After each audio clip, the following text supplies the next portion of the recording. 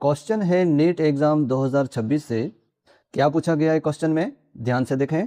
Match list first with list second, सूची first का सूची सेकंड से मिलान कीजिए। लिस्ट फर्स्ट के अंदर आपको क्या दिए गए हैं, कॉम्प्लेक्स है ना, संकुल आपको दिए गए हैं। जैसे ये ए बी सी डी हमारे कौन है, कॉम्प्लेक्स है ना, कॉम्प्लेक्स कंपाउंड है। और लिस्ट सेकंड के अंदर आपको क्या दिया गया है, टाइप्स ऑफ आइसोमेरिज्म, समावयवता का प्रकार। मतलब ये जो कॉम्प्लेक्स हैं, इन कॉम्प्लेक्स के अंदर हमारे कौन से टाइप की आइसोमेरिज्म है, वो उसको हमें क्या करना है, उनके साथ मैच करना है। तो सबसे पहले आपको ये क्लियर होना चाहिए कि हमारे जो कॉम्प्लेक्स कंपाउंड होते हैं उनके अंदर जो आइसोमेरिज्म होती है ना, आइसोमेरिज्म कॉम्प्लेक्स कंपाउंड के अंदर 2 टाइप की होती है। एक तो होती है स्ट्रक्चरल आइसोमेरिज्म और दूसरी होती है हमारी स्टीरियो आइसोमेरिज्म। तो जो हमारी स्ट्रक्चरल आइसोमेरिज्म होती है वो हमारी 4 टाइप की होती है, जिसमें से 2 टाइप यहाँ पे दिए हुए हैं। जैसे हमारी ये जो लिंकेज आइसोमेरिज्म है वो हमारी है स्ट्रक्चरल आइसोमेरिज्म। उसके बाद में सोलवेट आइसोमेरिज्म है ना, विलायक योजन जो आइसोमेरिज्म होती है वो भी हमारी होती है स्ट्रक्चरल आइसोमेरिज्म। उसके बाद में 2 टाइप और हैं जिसके नाम मैं आपको बता रहा हूँ। एक तो है हमारी कोऑर्डिनेशन आइसोमेरिज्म और फोर्थ हमारी है आयोनाइजेशन आइसोमेरिज्म। तो ये 4 टाइप तो होते हैं हमारे स्ट्रक्चरल आइसोमेरिज्म के। उसके बाद जो हमारे स्टीरियो आइसोमेरिज्म होती है वो हमारी 2 टाइप की होती है, जिसमें 2 टाइप हमारे इस क्वेश्चन के अंदर दिए हुए हैं। एक तो हमारी होती है ज्योमेट्रिकल है ना, ज्यामितीय आइसोमेरिज्म, और सेकंड हमारी होती है ऑप्टिकल है ना, प्रकाशीय आइसोमेरिज्म। तो ये ज्योमेट्रिकल और ऑप्टिकल दोनों हमारी होती है स्टीरियो आइसोमेरिज्म। तो कॉम्प्लेक्स कंपाउंड के अंदर ये हमारे टोटल जो 6 टाइप की जो आइसोमेरिज्म है वो आपको अच्छे से क्लियर होनी चाहिए, तो ही आपको इस क्वेश्चन का जवाब मिल पाएगा। तो चेक करते हैं कि हमारा कौन से कॉम्प्लेक्स के अंदर कौन सी आइसोमेरिज्म होती है। तो फर्स्ट कॉम्प्लेक्स हमारा जो ए है उसको हम लेते हैं। ए कॉम्प्लेक्स हमारा कौन सा है, PTNH3 का होल ट्वाइस Cl2। तो इस कॉम्प्लेक्स के अंदर हमारी कौन सी आइसोमेरिज्म होती है, ज्योमेट्रिक आइसोमेरिज्म। तो अब इसमें ज्योमेट्रिक आइसोमेरिज्म किस प्रकार से होती है, तो उसके अंदर जो ये लिगेंड होते हैं, कौन कौन से लिगेंड है, एक तो हमारे 2 NH3 है और 2 हमारे कौन है, Cl है। तो इस प्रकार की आइसोमेरिज्म के अंदर क्या होता है कि हमारे जो सेम ग्रुप होते हैं, जैसे 2 हमारे NH3 जो लिगेंड सेम है, वो यदि दोनों सेम लिगेंड यदि वन साइड है ना, दोनों लिगेंड यदि पास पास में है, तो वो कौन से ज्योमेट्रिक आइसोमर बनाते हैं, वो हमारे आइसोमर बनाते हैं सिस आइसोमर, जिसमें जो सेम ग्रुप होते हैं वो क्या होते हैं, पास पास में होते हैं, मतलब वन साइड होते हैं।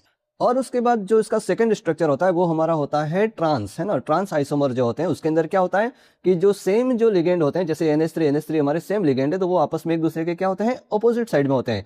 तो यहाँ पर NH3 दोनों ऑपोजिट साइड में, और ये जो Cl है वो भी दोनों क्या है, ऑपोजिट साइड में। मतलब ये हमारा जो आइसोमर प्राप्त होता है वो आइसोमर हमारा कौन सा आइसोमर कहलाता है, ट्रांस आइसोमर कहलाता है। तो ज्योमेट्रिक जो आइसोमेरिज्म होती है उसके अंदर हमारे 2 प्रकार के आइसोमर होते हैं, एक तो होते हैं हमारे सिस और दूसरे होते हैं हमारे ट्रांस। फिर उसके बाद जो सेकंड कॉम्प्लेक्स जो बी है वो हमारा कॉम्प्लेक्स है COEN3।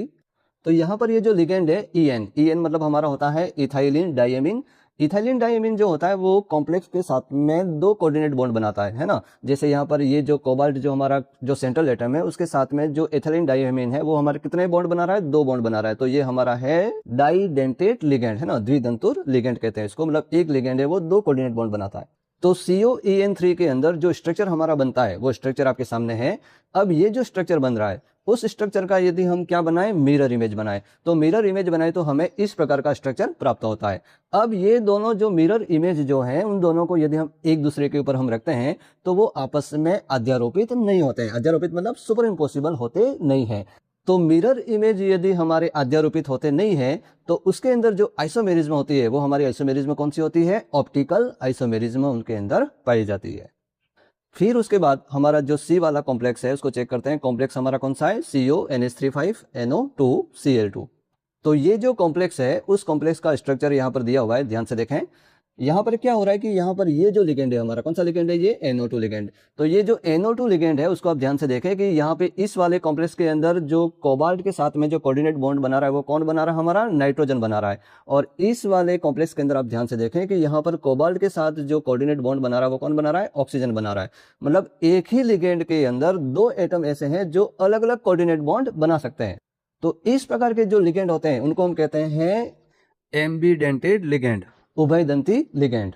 तो जब किसी संकुल के अंदर यदि हमारे इस प्रकार के लिगेंड यदि उपस्थित हो तो ये जो लिगेंड होते हैं वो हमारे जो सेंट्रल एटम है उसके साथ में अलग अलग एटम है वो कोऑर्डिनेट बॉन्ड बनाते हैं और हमारे 2 अलग अलग स्ट्रक्चरल आइसोमर हमें प्राप्त होते हैं। तो इस प्रकार की जो आइसोमेरिज्म होती है उसको हम क्या कहते हैं, लिंकेज है ना, बंधनी आइसोमेरिज्म। तो इस प्रकार ये क्लियर हो गया कि हमारे जो लिंकेज आइसोमेरिज्म है वो हमारे उन कॉम्प्लेक्स के अंदर होगी जिनके अंदर हमारे एम्बिडेंटेड लिगेंड प्रेजेंट होते हैं। फिर उसके बाद जो हमारा डी वाला कॉम्प्लेक्स है, कॉम्प्लेक्स हमारा कौन सा है, CrH2O6Cl3। तो यहाँ पर इस कॉम्प्लेक्स के अंदर जो हमारा लिगेंड है वो लिगेंड हमारा कौन सा है, H2O। जब किसी कॉम्प्लेक्स के अंदर यदि H2O है ना, जिसको हम कहते हैं एक्वा, यदि ये लिगेंड के रूप में होता है तो ये हमारे दो अलग अलग प्रकार के आइसोमर बनाता है। कैसे बनाता है, तो जैसे एक तो कॉम्प्लेक्स हमारा, इसको आप देखिए ध्यान से, इसके अंदर क्या है कि Cr के साथ में H2O कितने जुड़े हैं, 1 2 3 4 5 और 6, मतलब टोटल जो 6 H2O है वो कॉम्प्लेक्स के कहाँ है, अंदर है। फिर उसके बाद ये जो इसका सेकंड आइसोमर है उसके अंदर H2O कितने हैं, कॉम्प्लेक्स के अंदर H2O कितने हैं, तो 1 2 3 4 और 5, और एक H2O वो कहाँ है, बाहर है, मतलब 5 H2O अंदर है और एक H2O कहाँ है, बाहर है। तो इस प्रकार ये जो एक्वा जो लिगेंड होते हैं, H2O का जो लिगेंड होता है वो कॉम्प्लेक्स के अंदर और बाहर प्रेजेंट होता है, और इस वजह से अलग अलग आइसोमर हमें प्राप्त होते हैं। और इस प्रकार के जो आइसोमेरिज्म होते हैं उसको हम कहते हैं सोलवेट आइसोमेरिज्म, है ना, विलायक योजन समावेता उसको कहा जाता है। तो इस प्रकार ये क्लियर हो गया कि हमारा जो ए वाला कॉम्प्लेक्स है ना, PTNH3 2Cl2, उसके अंदर हमारी होती है ज्योमेट्रिकल आइसोमेरिज्म। उसके बाद में जो बी वाला कॉम्प्लेक्स है वो हमारा है COEN3, उसके अंदर हमारी होती है कौन सी आइसोमेरिज्म, ऑप्टिकल आइसोमेरिज्म।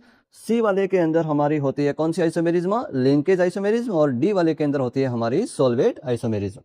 तो जो ऑप्शन दिए हुए हैं उसको ध्यान से देखें, ए के साथ कौन सा मैच हो रहा है, थर्ड, तो ए के साथ थर्ड हमारे दो ऑप्शन है, उसके साथ में बी वाला जो है वो किसके साथ मैच हो रहा है, फर्स्ट वाले के साथ, तो बी वाला फर्स्ट दोनों ऑप्शन के अंदर है। उसके बाद में सी जो मैच हो रहा है वो हमारे हो रहा है फोर्थ वाले के साथ, तो सी वाला फोर्थ है ना, सी वाला फोर्थ हमारा ऑप्शन नंबर फर्स्ट के अंदर, और डी वाला मैच हो रहा है हमारा सेकंड वाले के साथ, तो डी का सेकंड, मतलब ऑप्शन नंबर फर्स्ट हो जाएगा इस क्वेश्चन का सही आंसर। ओके।